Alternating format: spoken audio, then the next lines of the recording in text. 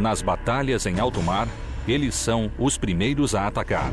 O próprio nome já diz tudo: destroyers. Esta é a história de dois navios com o mesmo nome. Superado em armamentos, o primeiro luta até a morte contra inimigos 10 vezes maiores. O segundo resiste a um enxame de 22 kamikazes em apenas 80 minutos e deixa 1/3 dos tripulantes mortos ou feridos. Que classe de navio resiste a tamanho ataque? Que espécie de homem recusa a derrota? O USS Laffey faria jus ao apelido de navio que não morre.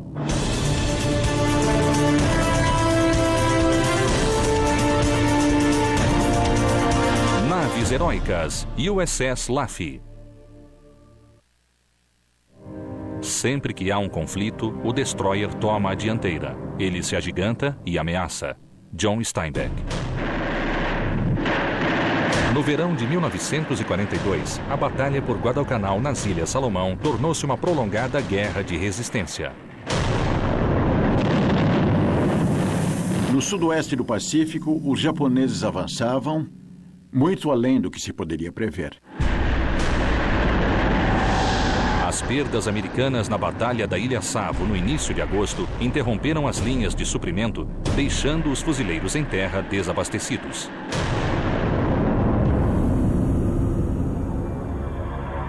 Malária e desnutrição ameaçam tanto quanto projéteis. O nome oficial da operação era Operação Atalaia.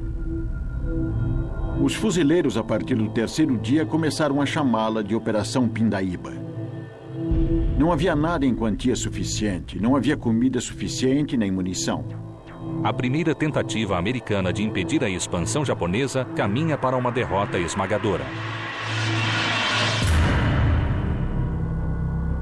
Diante dos ataques constantes do inimigo, a frota americana no Pacífico precisa de mais navios para juntar-se à luta. É nesta situação desoladora que o destroyer USS Laffey DD-459 entra na guerra. Construído pelo estaleiro Bethlehem, o DD-459 foi batizado em homenagem a Bartley Laffey, que recebeu uma medalha de honra na Guerra Civil Americana por pilotar a canhoneira Marmora durante um intenso ataque confederado. É este espírito de luta que persistirá no nome Laffey.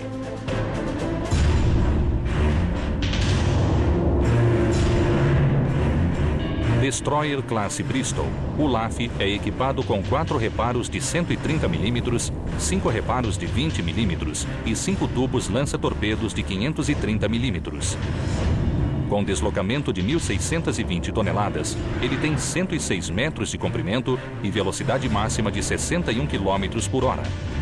Embora menor e menos armado que outros navios, o Laffey é uma combinação letal de velocidade, manobrabilidade e poder de fogo. A máquina de guerra americana está a todo vapor quando o Laffey levanta a âncora pela primeira vez. Sob o comando do tenente-comandante William Hank, o navio recebe ordens de combater imediatamente e realiza um breve cruzeiro de treinamento antes de seguir para a zona de guerra.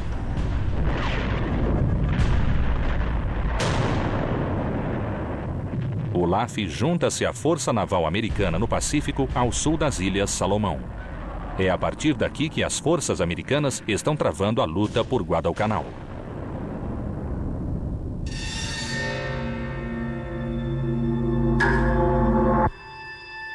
Os fuzileiros na ilha estão sofrendo perdas terríveis. Embora tenham dominado a região e construído a base aérea Henderson, isso não basta para assegurar o suprimento e a resistência japonesa permanece forte. A Marinha Americana é obrigada a adotar uma estratégia defensiva e luta para manter e abastecer a ilha. Os fuzileiros em terra precisam agarrar-se ao que possuem, enquanto ambos os lados tentam interceptar o comboio inimigo com suprimentos. Os japoneses fariam todo o possível para desembarcar tropas, abastecê-las e protegê-las. Os Estados Unidos e os aliados fariam exatamente a mesma coisa. O lado que conseguisse lidar melhor com a logística é o lado que sairia vitorioso. O Laffey parte imediatamente para a ação. Em meados de setembro, ele junta-se a um comboio de provisões rumo a Guadalcanal. Liderando a formação, ele protege os navios maiores, atento aos submarinos inimigos. Mas quando o comboio chega em mar aberto, o perigo oculta-se nas profundezas. Um submarino japonês conseguiu penetrar e disparar torpedos. Eu estava dormindo entre as refeições, entre o almoço e jantar, e eu ouvi os estrondos.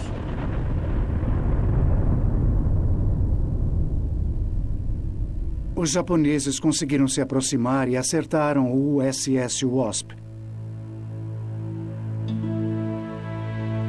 Quando eu subi, vi a coluna de fumaça saindo da proa do navio, que estava em chamas.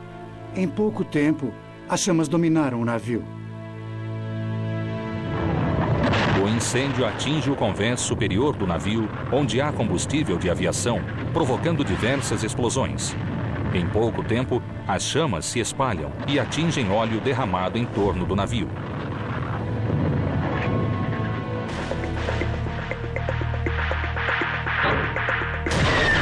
Os tripulantes do LAF procuram o submarino e lançam cargas de profundidade enquanto assistem impotentes ao incêndio do Wasp. Os tripulantes foram orientados a abandonar o navio. Eu os vi descendo ao mar em fila ou simplesmente mergulhando na água. O óleo em chamas cobre a água e dificulta o resgate. O LAF passa recolhendo os sobreviventes até que o convés fica repleto de homens.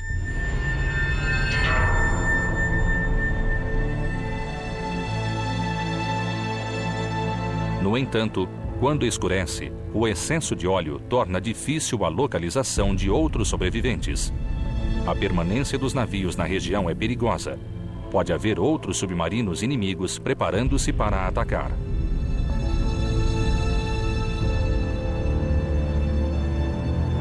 Os navios recebem ordens de cancelar as buscas e abandonar os homens que ainda pudessem estar na água. O LAF dirige-se à base americana em Espírito Santo. Foi um dia trágico e não sei como aquele submarino penetrou. Estávamos monitorando. Não sei de onde ele veio. No fim de setembro, o domínio americano em Guadalcanal ainda não é total. E os ataques japoneses continuam a devastar os comboios e a interromper o fluxo de suprimentos. Os japoneses tinham uma vantagem decisiva. Eles vinham em massa com aviões que partiam de Rabaul para atacar navios americanos que estavam descarregando. Partindo da base em Rabaul e seguindo pelo Estreito de Nova Geórgia, o comboio japonês, conhecido como Expresso de Tóquio, leva soldados e suprimentos à ilha com grande regularidade. Recém-designado à Força Tarefa 64, o LAF junta-se ao grupo de cruzadores do almirante Norman Scott, conhecido como Força Tarefa Açúcar. Juntamente com uma esquadra de cruzadores pesados, cruzadores leves e destroyers, ele parte da base americana em Espírito Santo, determinado a deter os japoneses. Ao patrulhar a costa sudoeste, uma aeronave americana avista uma formação japonesa de 3 cruzadores e 2 destroyers, acompanhada de um grupo de reforço de 2 porta-aviões e outros 6 destroyers, seguindo pelo Estreito de Nova Geórgia, a caminho de Lunga Point. Imediatamente, o almirante Scott ordena que seus navios sigam para o lado ocidental da ilha, entre Cabo da Esperança e a Ilha Savo, onde preparam a interceptação. Às 23 horas e 25 minutos, o cruzador Helena capta o inimigo no radar. O almirante Scott saía de Lunga Point. E os japoneses vinham pelo estreito, como sempre faziam. Então, ele posicionou os navios na perpendicular. Dessa forma, os navios podiam utilizar todos os canhões, enquanto os navios que se aproximavam só podiam usar os canhões de proa. E mesmo os navios que vinham atrás do primeiro tinham de tomar cuidado para não acertar os colegas que estavam na frente. O almirante então viu que estava prestes a perder o posicionamento e ordenou aos navios que manobrassem à esquerda. Os 3 destroyers e os outros 2 que estavam mais à frente tiveram de acionar velocidade máxima para reassumir a posição. Enquanto o Olaf e os outros destroyers tentam voltar à posição, os navios abrem fogo. Eu estava no canhão número 2. Eu ouvi os canhões disparando em todo o navio. Dava para sentir cada um deles e eu sabia qual deles estava sendo disparado. Causamos um estrago e tanto na Marinha Imperial Japonesa.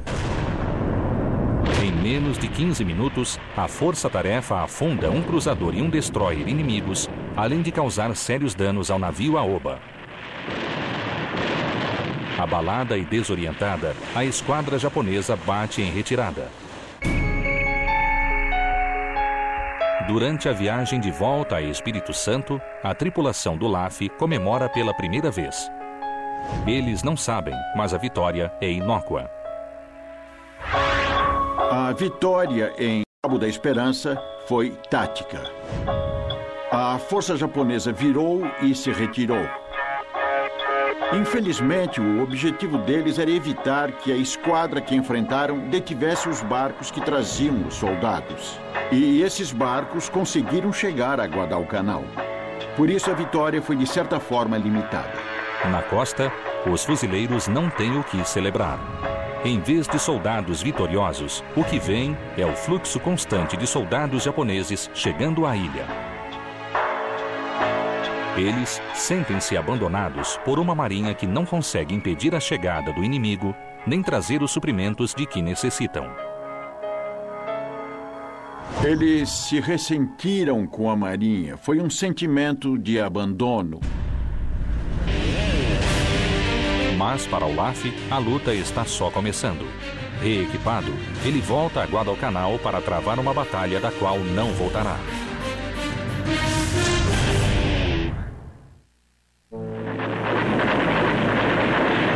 No início de novembro de 1942, os fuzileiros em Guadalcanal enfrentam uma situação desesperadora. Os comboios americanos continuam vulneráveis a ataques de aviões e submarinos japoneses. Os suprimentos mal chegam à ilha e a marinha teme um ataque iminente do inimigo. Meu orgulho de vocês é imensurável. Nenhuma honra lhe será demasiada. Almirante William Halsey, aos homens que lutaram em Guadalcanal em novembro de 1942. Enquanto o Olaf escolta um comboio que leva reforços e suprimentos à ilha, sua tripulação permanece em alerta total, pronta para enfrentar o inimigo. Estávamos fazendo uma espécie de linha de defesa enquanto os americanos traziam os reforços para garantir que chegassem a Guadalcanal. Mas foi então que ocorreu um forte ataque aéreo. Olaf abre fogo contra os bombardeiros japoneses que mergulham em direção aos navios que seguem rumo à costa com soldados e suprimentos.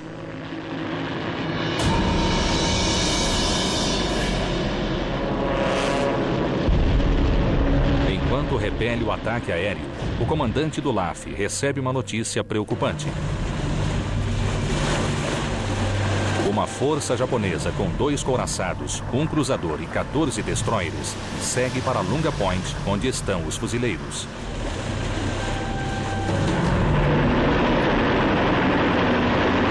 Não há outras embarcações americanas na região e caberá à pequena força-tarefa a missão de detê-los.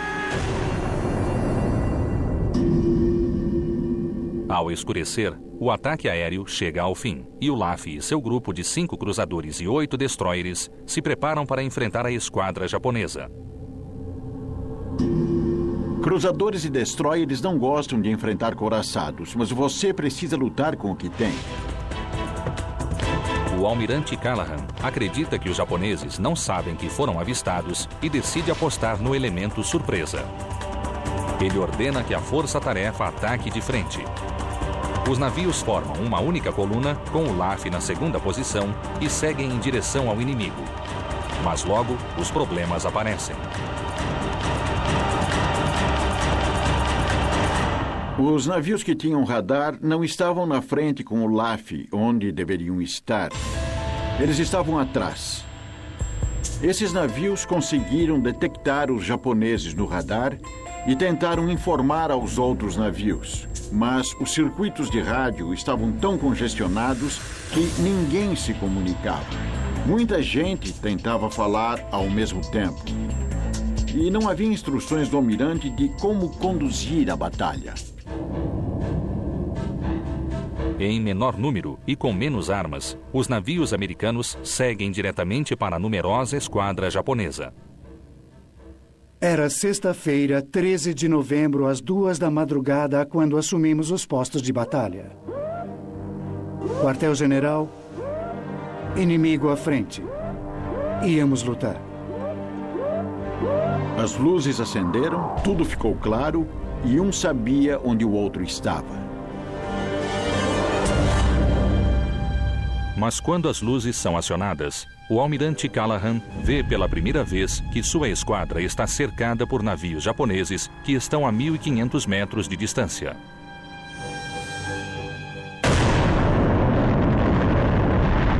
Nossos canhões estavam disparando tão rápido que parecia uma música. Bom, bom, bom, bom, bom, bom, bom, bom, bom, bom, bom, bom.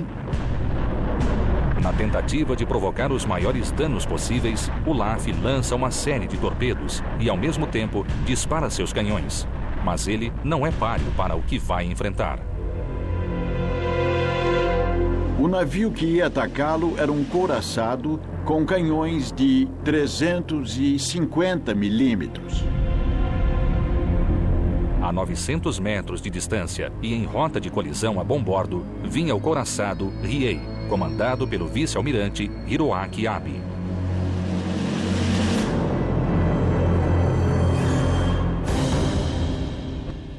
O comandante Hank ordena velocidade total à frente e os canhões miram o navio japonês.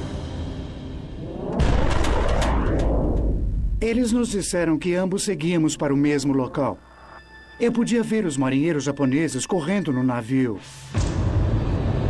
Nós estávamos perto demais. O Riei passa rente ao LAF a apenas 6 metros da popa. Os canhões do LAF são acionados novamente, atingindo a ponte e a superestrutura do navio inimigo e matando vários oficiais. Mas assim que os navios se afastam, o LAF se vê cercado por 2 couraçados e 2 destroyers. Segundos depois, ele é atingido por todos os lados. Projéteis de 350 milímetros atingiram a ponte do LAF e também o reparo número 2. O ataque à ponte destrói diversos controles vitais, deixando o navio lento e desorientado. Dentro do reparo número 2, não há sobreviventes.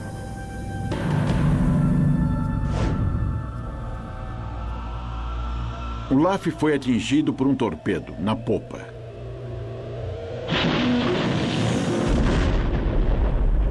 Ele parou. E logo depois, o couraçado que o havia atingido da primeira vez atingiu novamente com disparos de canhão. Aí o navio ficou inerte. Eu subi e havia corpos por toda a parte. Eu nunca tinha visto tanto sangue na minha vida. A seção traseira do navio está totalmente destruída. O fogo domina o convés superior e espalha-se pelos inferiores.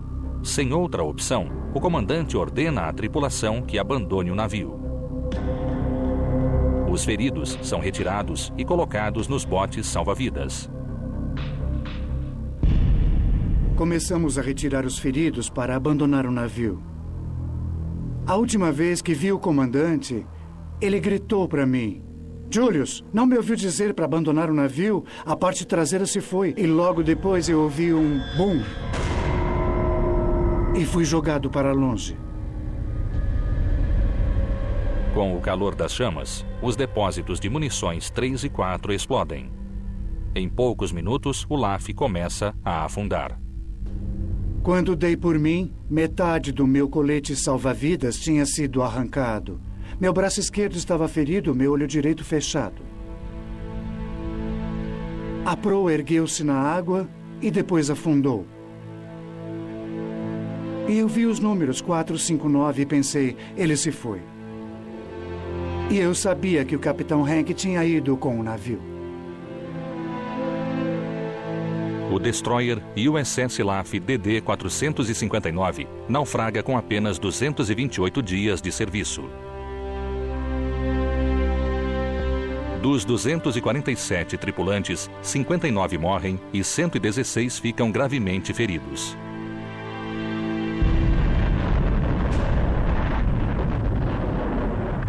A batalha segue por mais 2 dias, com o Japão perdendo 2 couraçados, 1 cruzador e 3 destroyers. A Batalha de Guadalcanal termina com a vitória americana, assegurando o destino da ilha e dos fuzileiros na costa. Essa foi a última grande tentativa que os japoneses fizeram de reforçar Guadalcanal. Aos poucos, eles começaram a retirar seus soldados e, em fevereiro, tinham deixado a ilha. A ilha está finalmente segura e os Estados Unidos têm uma base no Pacífico Sul de onde lançar campanhas maiores contra os japoneses.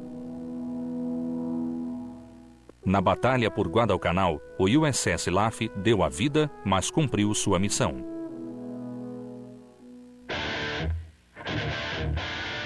Mas o nome LAF não será esquecido. E quando este novo LAF enfrentar o Japão, o resultado será muito diferente.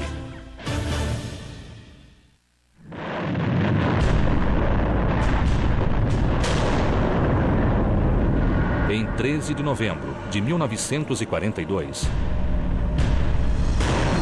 o USS LAF DD-459 é destruído na Batalha Naval de Guadalcanal. Ironicamente, um dos destroyers que estavam atrás dele era o Aaron Ward. E o oficial executivo do navio era o comandante Julius Beckton, que se tornaria o comandante do destroyer LAF 724. Observando o naufrágio do LAF, Beckton nem imagina que em poucos meses, bombardeiros japoneses farão seu navio juntar-se a ele. Eu sabia que o meu LAF ia enfrentar o inimigo em batalhas intensas, mas estava determinado a aceitar qualquer desafio. Eu já havia perdido um navio e não pretendia perder outro. Capitão Julius Beckton, ao assumir o comando do USS LAF.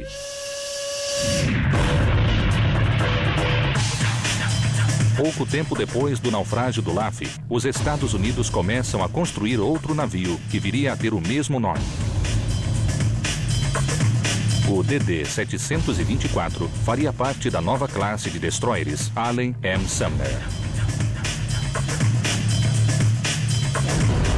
Em 8 de fevereiro de 1944, menos de um ano após perder o próprio navio, o homem que viu o primeiro LAF afundar assume o comando do USS LAF DD-724. O comandante Beckton queria vingança, porque ele estava a bordo quando Aaron Ward foi atacado. Ele queria revidar o que haviam feito a ele. Antes da vingança no Pacífico Sul, Beckton e o LAF integram um comboio para a Inglaterra na Operação Netuno, a porção naval da Operação Overlord. A primeira chance que o LAF terá de se afirmar será na linha de frente da maior força anfíbia que o mundo já viu. Nas primeiras horas da madrugada, o LAF parte para a praia Utah. Quando os navios se aproximam da costa, os canhões são acionados. Outros navios na esquadra dispararam 100 ou 200 vezes. Nós disparamos quase 1000. Eles sabiam que podíamos atingir o que quisessem. Mas mesmo com a cobertura do LAF, a praia não é adequada para o desembarque de equipamentos pesados e é preciso encontrar uma rota alternativa. O LAF é convocado para uma nova missão.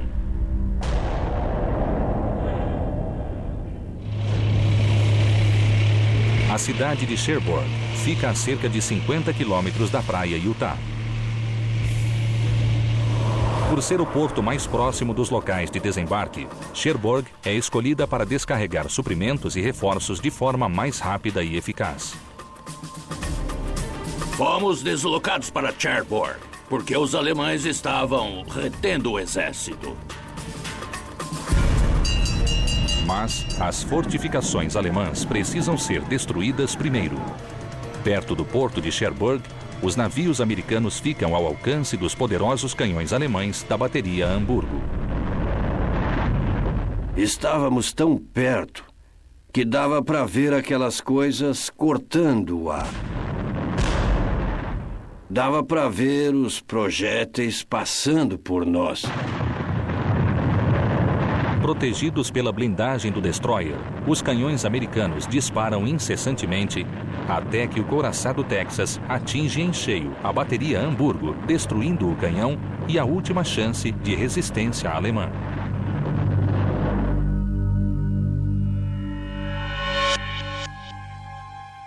A missão é um sucesso. O grupo de ataque deixa o porto e o LAF tem a primeira chance de avaliar os danos. No começo não percebemos que havíamos sido atingidos. Foi quando os eletricistas notaram que algo estava errado. Então eles foram de um compartimento a outro e a outro, procurando o lugar onde a fiação estava rompida. E encontraram um projétil de 280 milímetros. 180 quilos de explosivos estão alojados na lateral do navio. A ordem dada pelo capitão à equipe de controle de danos é curta e grossa. Tirem isso já do navio. Com precisão cirúrgica, o enorme projétil é cuidadosamente retirado e baixado do lado de fora do navio. Mas antes de cair na água, os homens veem palavras em tchecoslovaco e percebem a grande sorte que tiveram. Alguém que fazia trabalho forçado numa fábrica decidiu tornar aquele projétil inócuo. Mas os danos ainda são grandes e o LAF precisa passar por uma reforma antes de cumprir a próxima missão, na qual irá até as portas do Japão e ganhará o apelido de O Navio que Não Morre. Nós não tínhamos nenhuma dúvida de que aquilo era muito sério. Sabíamos que estávamos lutando para não morrer.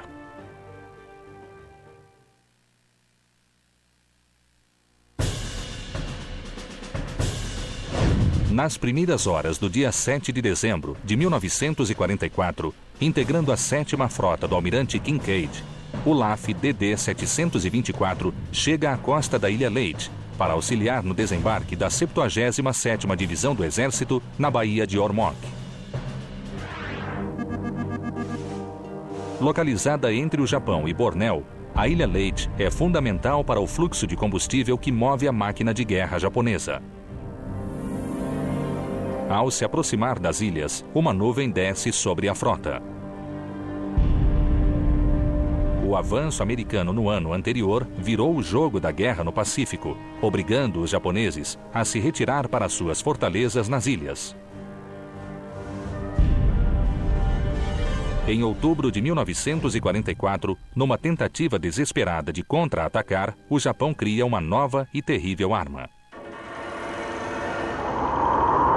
Um almirante japonês foi às Filipinas encontrar-se com o comandante do grupamento aéreo e propôs um experimento.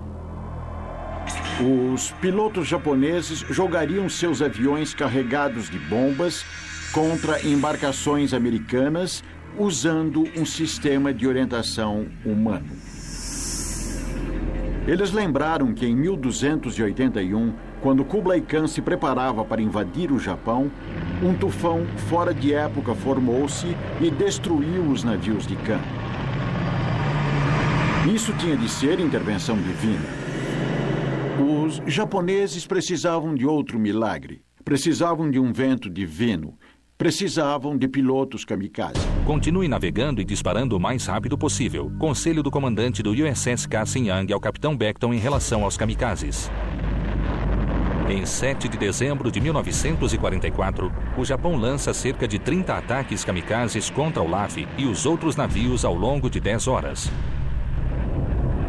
O LAF continua dando cobertura aos soldados que desembarcam na praia, até que escurece demais para os japoneses atacarem. Com a chegada da noite e com a missão de desembarque cumprida, os navios retornam ao alto mar e a tripulação do LAF percebe a sorte que teve. Logo, eles terão a chance de ver o que poderia ter acontecido. O Hughes não fazia parte da nossa esquadra, mas ele foi atingido por um kamikaze e fomos chamados para ajudá-lo. Ele estava sem força, estava à deriva e fomos chamados para rebocá-lo. Recolhemos os feridos e levamos ao hospital do navio. Foi a primeira vez que senti o cheiro de carne queimada.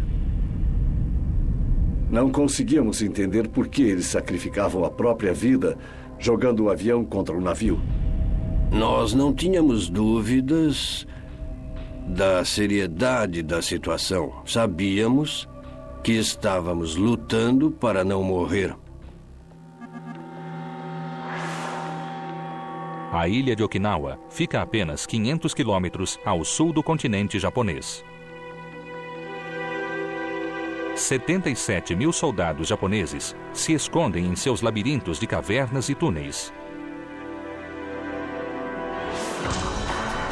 Somente a vitória ou a morte vai tirá-los da ilha. O maior interesse aliado em Okinawa é o fato de ser a base perfeita para a invasão do Japão.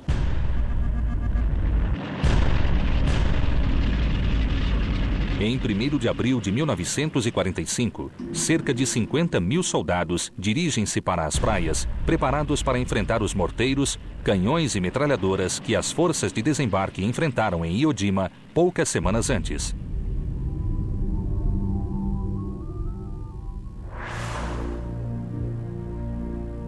Mas assim que desembarcam, a resistência esperada não acontece. Os japoneses permitiram o desembarque, mas tinham uma defesa preparada.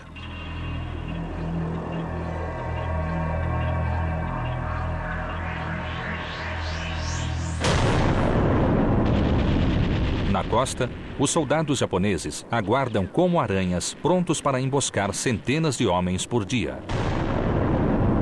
O avanço americano é medido em metros.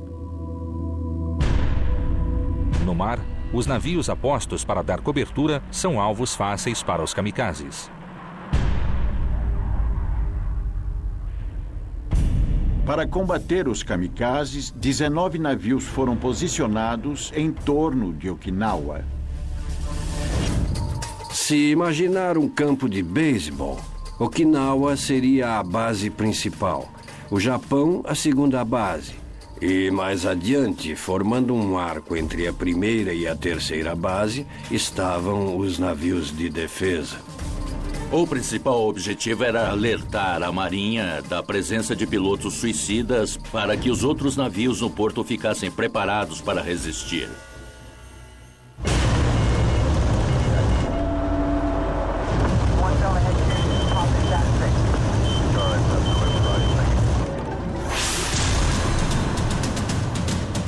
O LAF recebe ordens para se apresentar ao posto de defesa número 1, a posição mais próxima do continente japonês. Recebemos a ordem na sexta-feira 13. Na mesma hora, sentimos que alguma coisa ia acontecer conosco. Era um pressentimento. Enquanto o LAF ruma para a posição número 1, seus tripulantes preparam-se para a batalha. Na Normandia, eles dispararam mais projéteis que qualquer outro destroyer e estão prontos para fazer a mesma coisa em Okinawa. Eles nem imaginam que o recorde anterior será duplicado. Tinha tantos pontos na tela do radar que mais parecia um caso grave de catapora. Capitão Beckton, manhã de 16 de abril de 1945. Às 8h20 da manhã, o comandante recebe a informação de que 50 inimigos se aproximam ao norte. Todos foram alertados. E foi quando os primeiros 4 aviões chegaram e atacaram. O primeiro foi derrubado a 6 quilômetros de distância. Foi muito bom. O quinto a menos de 2 quilômetros. Era muito próximo. Eu podia ver os aviões chegando. O primeiro avião atingiu na parte de trás. A asa do avião atingiu a parte de trás. E o incêndio se alastrou por 2 convéses. A única coisa que eu pensava cada vez que um dos aviões acertava era: quem se machucou? Algum é meu amigo? E é claro que eu não sabia.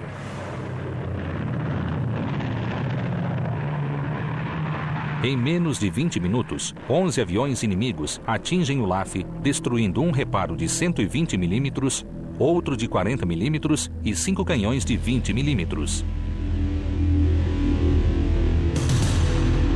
A gasolina dos aviões se espalha pelo convés do navio, levando as chamas até o casco. No meio daquele caos, um dos aviões japoneses danificou a nossa popa, quando estávamos fazendo uma curva de 2 graus à esquerda. Nosso leme ficou travado e depois disso só conseguíamos navegar em círculos. Outro avião veio em direção ao reparo número 3 e o atingiu em cheio. Na ponte, o capitão Beckton aciona a equipe de reparos e os engenheiros na tentativa de manter o LAF flutuando. Mas mesmo diante de todos os problemas, ele continua dando ordens para combater. Em meio ao caos, os homens continuam disparando contra os inimigos. Eu me lembro do capitão Beckton dizendo que jamais abandonaria o navio enquanto tivesse um canhão para disparar. Os kamikazes continuam atacando e mais 11 aviões aproximam-se do LAF em altíssimas velocidades. 2 deles atingem o convés. Outros 2 disparam metralhadoras enquanto um arranca parte do mastro. 3 lançam bombas.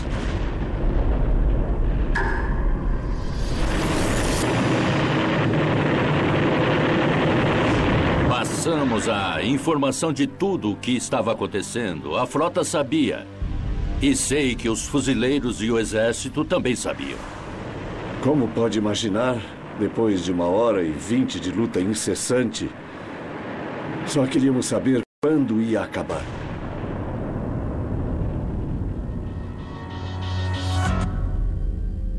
E então houve vários minutos de silêncio.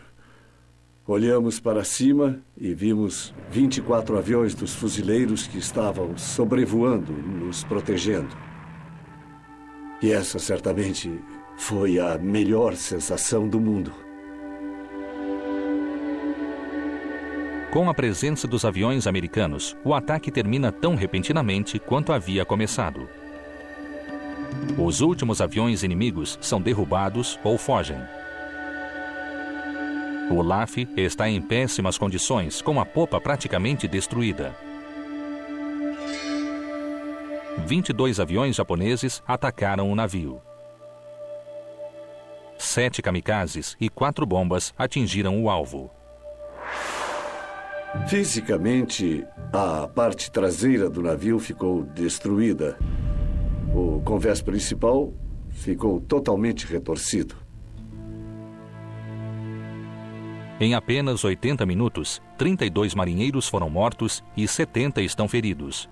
1/3 da tripulação foi atingida.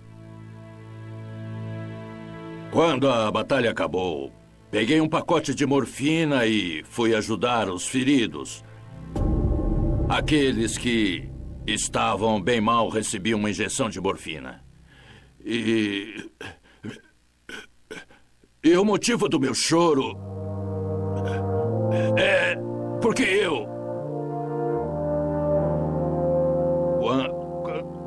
quando tantos outros morreram, eu acho que é isso. Mas, apesar de todos os danos, o LAF sobrevive. 2 portas estanques impedem a inundação, enquanto o sistema de bombas drena a água. Os tripulantes dividem-se em equipes de controle de danos e tratam de apagar as chamas. Nas semanas seguintes, os navios em Okinawa sofrerão muitos outros ataques suicidas, mas nenhum tão intenso quanto este que o LAF enfrentou.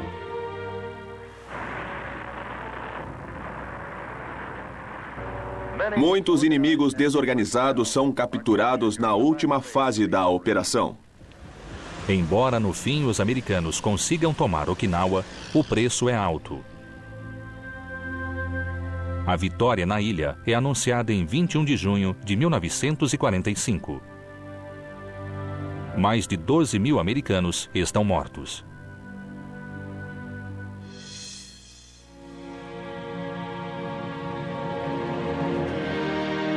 O LAF é rebocado até a base americana em Karamaretta para reparos temporários antes de voltar aos Estados Unidos. Ele conseguiu voltar a Seattle por conta própria e ficou aberto à visitação pública durante uma semana. Essa foi uma grande iniciativa do governo. As pessoas se amontoavam em 5 filas ao longo de 2 quadras, esperando a chance de visitar o navio e ver todos os danos. A guerra não era uma coisa simples e precisávamos da ajuda das pessoas para conseguir o que era necessário para vencer. Os jornais em todo o país refletem o fascínio e o sentimento pela mais nova celebridade, o navio que não morre. Ele recebe a citação presidencial de unidade e seus feitos em Okinawa são divulgados de costa a costa. Mas a lua de mel é curta.